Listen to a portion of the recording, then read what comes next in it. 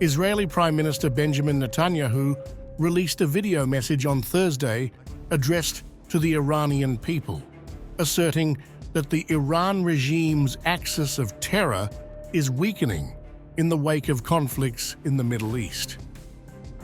Speaking in English with Farsi subtitles, Netanyahu highlighted the Iranian government's financial support for the Syrian regime and suggested its influence was faltering. People of Iran, as we see history unfold before our very eyes, I can only imagine what you're feeling right now. Your oppressors spent over $30 billion supporting Assad in Syria.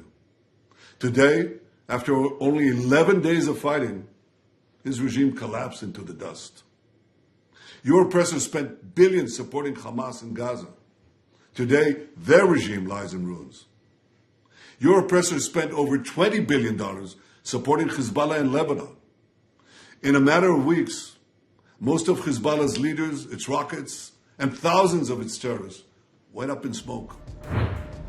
He attributed the shift to Israeli military actions against Hamas in Gaza and Hezbollah in Lebanon, describing them as having triggered a chain reaction across the region.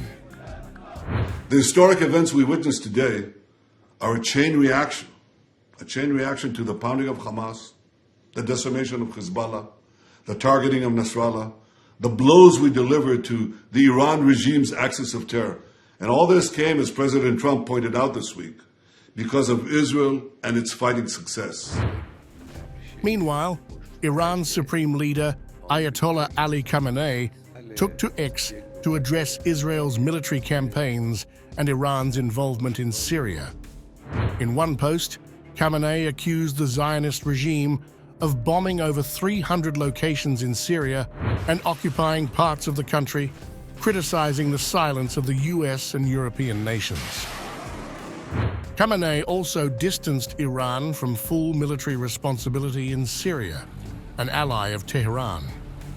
It's neither logical nor acceptable to public opinion for an Iranian army to go and fight in place of the Syrian army, he stated in a subsequent tweet. He framed Iran's role as providing advisory support rather than direct military intervention. In another post, Khamenei elaborated that the primary burden of fighting must rest with the Syrian army.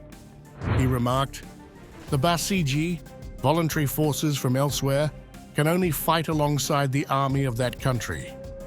If the local army shows weakness, the Basij cannot do anything." Unfortunately, this is what happened in Syria.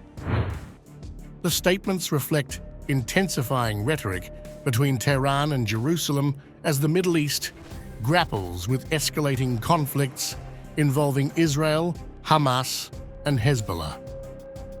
Netanyahu's message appeared aimed at amplifying domestic dissatisfaction with the Iranian regime, while Khamenei sought to reinforce Iran's narrative of resistance against Israel and defend its regional policies.